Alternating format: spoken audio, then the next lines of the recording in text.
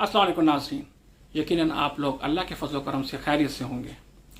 अगर आपने अब तक हमारा चैनल सब्सक्राइब नहीं किया तो काइंडली इसको सब्सक्राइब करें, नीचे दी गई बेल आइकॉन को प्रेस करें ताकि हमारी हर नई आने वाली वीडियो का नोटिफिकेशन आपको मिल सके और इस वीडियो को आखिर तक देखें। जब अल्लाह ताला ने आदम को पैदा करने का इरादा फरमाया तो ज़ात पाक ने ज़मीन को पैगाम दिया, ए खाक, मैं तुझसे ऐसी मखलूक को तख्लीक फरमाऊँगा जिनमें से बहुत से इताअत और फरमाबरदारी के पेकर होंगे, तो इस मखलूक में ऐसे भी होंगे जो कुफ्र पर होंगे। इन इताअत करने वालों को जन्नत अता फरमाऊँगा और नाफरमानों को दोज़ख में अज़ाब दूँगा। ज़मीन बारगाह रब्बुल आलमीन में अर्ज़ की, ए रब्बे करीम, तेरा फरमान है कि तेरी बाज़ मखलूक नाज और नाम में होगी, ये मेरी खुशबख्ती है, लेकिन मुझे खौफ और ख़तरा इस बात का है कि मुझसे बने हुए कुछ लोग आतिश दोज़ख का ईंधन बनेंगे।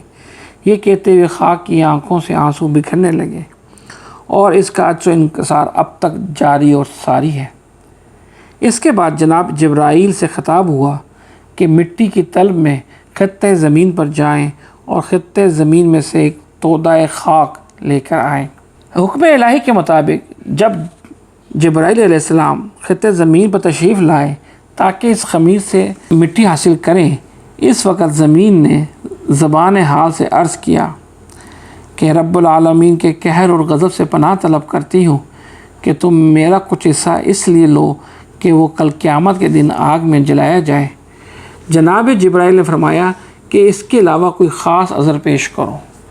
ज़मीन ने कहा कि मैं दो काम के लिए मुकर्रर की गई हूँ। मेरी सिफ्त रफ्तार को ज़ाहिर करती है, लेकिन एक दिन मैं मैदान कुदरत पर चहल कदमी में मशगूल थी और इस दौरान मैं इज़्तिराब का इजहार कर रही थी कि नागहानी तौर पर मेरा पैर एक पत्थर पर पड़ा और एक मीख मेरे पैर में गड़ गई। अब मैं एक जगह मुस्तहकम हूँ और एक जगह पड़ी हुई रंजो गम बर्दाश्त कर रही हूँ। इस गुफ्तगू के बाद जिब्राईल वापस आ गए। जिब्राईल ने रब्बुल आलमीन से अर्ज़ किया कि तेरे हुक्म से सरताबी नहीं, लेकिन एक बात अर्ज़ करनी है कि मैंने एक बोरी खाक एक गाय पर देखी। मैंने चाहा इसमें से यक मुश्त उठा लूँ, लेकिन मुझे रहम आ गया। जिब्राईल की अर्ज़ सुनकर खल्क़ कायनात ने जनाब मीकाईल से फरमाया कि तुम जाओ।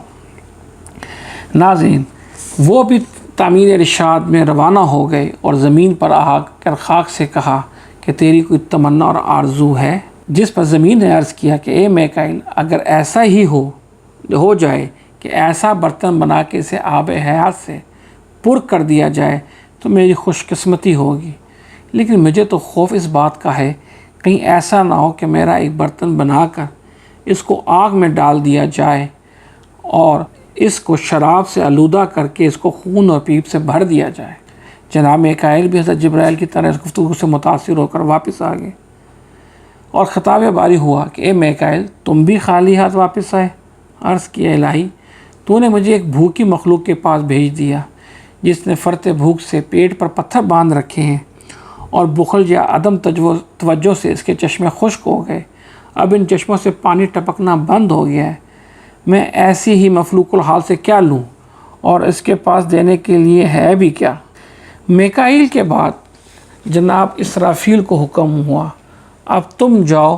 और जब वो इस काम के लिए रवाना हुए तो खाक ने इनसे कहा, ए इसराफील, अगर आप मुझे खिदमत से माफ़ रखें तो बेहतर होगा, क्योंकि मेरे अंदर इस बात की सलाहियत ही नहीं, क्योंकि आप जिस दिन सूर फूंकेंगे इस आवाज़ से कायनात की हालत धुंकी हुई रोई की तरह होगी और जो कुछ मेरे पास है इसको मैं सराह में रख दूं और जो राज मेरे दिल में है इसकी तामील के सामने रखूं, जिसके औसाफ ऐसे हों कि वो शर्त खिलाफत क्यों कर अदा कर सके, मोहब्बत के इसरार को क्यों कर छुपाएगा।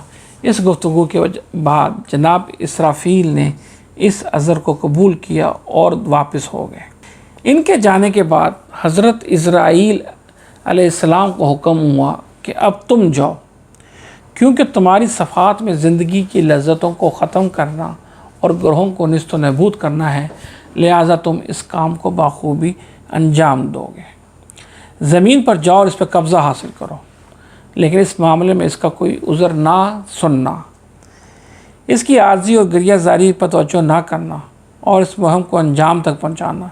الغرض حضرت اسرائیل علیہ السلام آ کر اور زمین سے مخاطب ہوئے کہ بوڑھی عورتوں کی طرح رونے دھونے کا مجھ پر کوئی اثر نہیں ہوتا، نہ میں یتیم بچوں کی گریہ زاری سے اثر لیتا ہوں، کیونکہ بندوں کی باتیں حکم شاہی کے مقابلے میں کوئی حیثیت نہیں رکھتی، لہٰذا احکام قضاء قدر میں کسی کا کوئی اختیار نہیں ہے اور کسی عذر خواہی کی کوئی گنجائش نہیں ہے۔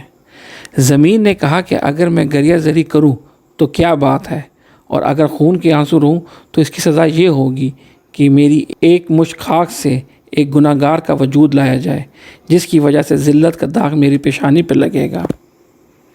ملک الموت نے زمین سے فرمایا کہ اولاد کی نافرمانی ماں اور باپ کے اعمال کی وجہ سے ہے، اور پہلی نافرمانی تم سے سرزد ہوئی ہے کہ 3 مرتبہ تجھے بلایا گیا اور تجھ سے کچھ طلب کیا گیا، لیکن تو نے اس پہ کوئی توجہ نہ کی۔ اگر تو پہلی مرتبہ میں تعمیل حکم کر لیتی تو تیری اولاد مطیع و فرما بردار ہوتی۔ الغرض زمین نے بہت سے عذر کیے، لیکن جناب اسرائیل نے ان پر توجہ نہ کی اور 40 جگہ سے ہاتھ بھر گڑھے کر کر مختلف اطراف اور اکناف سے مٹی حاصل کی۔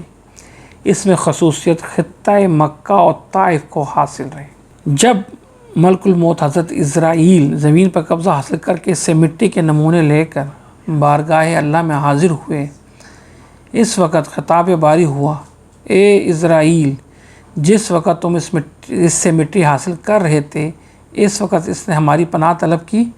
اسرائیل نے عرض کیا، بے شک اس نے ایسا ہی کیا۔ رب نے فرمایا کہ تم نے دوسرے فرشتوں کی طرح اس پہ رحم کیوں نہ کیا؟ اسرائیل علیہ السلام نے کہا کہ احکام پر عمل کرنا رحم سے زیادہ مقدم ہے، لہٰذا میں نے تیرے احکام پر عمل کیا۔ رب تعالیٰ نے فرمایا، تمہارے جذبے کو قبول کرتے ہوئے تمہیں قابض الروح ملک الموت کا منصب عطا کرتا ہوں، اب تم سب کی روحیں قبض کیا کرو گے۔ یہ سن کر ملک الموت رونے لگے کہ ایک خدا، اولاد آدم میں اولیاء اور اصفیاء بھی ہوں گے، اور مخلوق میں کوئی دوسری مخلوق تو نے ایسی پیدا نہیں کی جو اس موت سے زیادہ بری سمجھی جاتی ہو۔ اس طرح جب برگزیدہ خلائق بندے مجھے قابض ارواح سمجھیں گے تو مجھے اپنا دشمن خیال کرنے لگیں گے۔ اللہ تعالیٰ نے فرمایا، اے ملک الموت، ان کی موت کے لیے میں اسباب وجوہ بناؤں گا تاکہ موت کو ان اسباب کا نتیجہ سمجھا جائے اور اس میں تمہارا کوئی واسطہ نہ ہوگا، اس لیے تمہیں اپنا دشمن خیال نہ کریں گے، اور اپنی عزت و جلال کی قسم جو تمہیں اپنا دشمن سمجھے گا وہ میری خدائی کا دشمن ہوگا۔ آدم علیہ السلام کی اولاد میں کسی کو بخار اور کسی کو درد سر میں مبتلا کروں گا، کسی کو آگ میں جلاؤں گا، کسی کو پانی میں غرق کراؤں گا، کوئی دیوار کے نیچے آ کر مرے گا، کسی کی موت گھوڑے سے گر کر ہوگی، اور کوئی دوسرے عبرتناک طریقے پر مرے گا تاکہ تمہارے اوپر الزام نہ آئے۔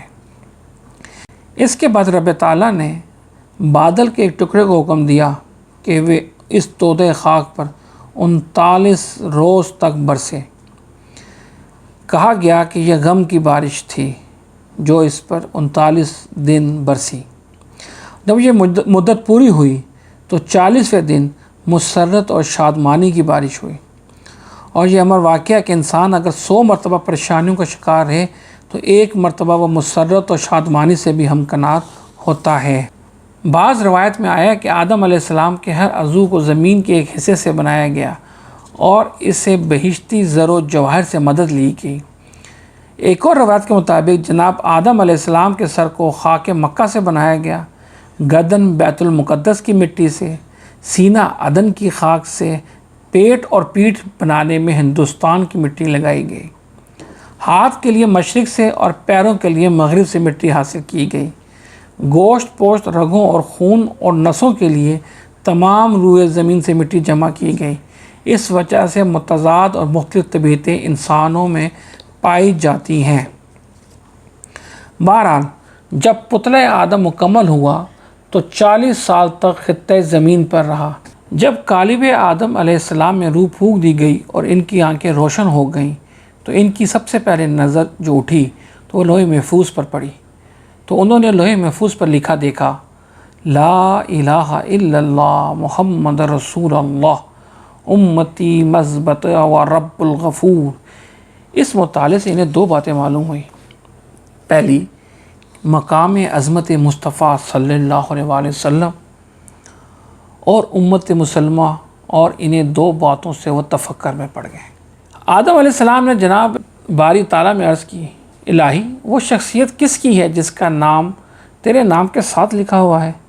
رب کریم نے فرمایا کہ وہ ذات گرامی میرے پیغمبروں میں سے ایک پیغمبر کی ہے جو تمہاری اولاد سے ہوں گے، اور ان کو یہ شرف و منزلت عطا فرمائی ہے کہ اگر تمہارے پائے استقلال میں کوئی لرزش آئی تو ان کی شفاعت کی وجہ سے ان سے درگزر فرماؤں گا۔ اس وقت جناب آدم علیہ السلام کو خیال ہوا کہ قاعدہ تو یہ ہے کہ باپ بیٹے کی لرزشوں کا مداوع کرتا ہے، لیکن یہ معاملہ برعکس ہے۔ اسی وقت جبرائیل علیہ السلام کو حکم ربی ہوا کہ جاؤ میرے بندے کی خبر گیری کرو، ایسا نہ ہو اس کے دل کا خطرہ ہلاکت کا سبب بن جائے، اس کے دل سے یہ خیال نکالو۔ حکم ربی کے مطابق حضرت جبرائیل آئے اور سینہ آدم علیہ السلام کو چیرا اور اس سے نصف خطرہ خیال دل سے نکال دیا اور نصف کو باقی چھوڑ دیا اور اپنے نکالے ہوئے حصے کو بحشت میں دفن کر دیا، اور یہی نصف حصہ جو بحشت میں دفن کیا گیا تھا اس نے بیج کی شکل اختیار کی اور ایک تناور درخت بن گیا جو آخر میں لغزش آدم علیہ السلام کا سبب بنا، اور وہ حصہ جو سینہ آدم علیہ السلام میں باقی تھا وہ نفس امارہ بنا، اور نفس امارہ قیامت تک اولاد آدم کے لیے پریشانی کا سبب رہے گا۔ اس کے بعد روح رب العالمین کی اجازت سے ناک اور کان کی طرف متوجہ ہوئی، اور اس صحبت کی برکت سے ہوش و حواس کو کان کے راستے سے باہر کیا، جس کے نتیجے میں چھینک کے لیے ناک کے نتنوں کا راستہ کھل گیا، اور جناب آدم علیہ السلام کو پہلی مرتبہ چھینک آئی تو روحانی اثرات زبان کی جانب متوجہ ہوئی اور شکر الہی کے شکر امیز کلمات ادا کیے، اور خالق کائنات کی حمد و ثنا ان الفاظ میں بیان کی الحمدللہ رب العالمین، جس کے جواب میں حق تعالیٰ نے فرمایا یحکم اللہ ربک وعلی ھذا خلقتک یا آدم، یعنی اے آدم تم نے میری نعمت کے حصول کے بغیر میری حمد کی، لہٰذا میں نے تمہارے ناکردہ گناہوں کو معاف فرما دیا اور تم پر اپنی رحمت نازل فرمائی۔ ناظرین، یہاں پر ہماری آج کی ویڈیو کا اختتام ہوتا ہے۔ آپ ہماری اگلی ویڈیو کا انتظار کریں۔ Stay tuned with us. اللہ حافظ۔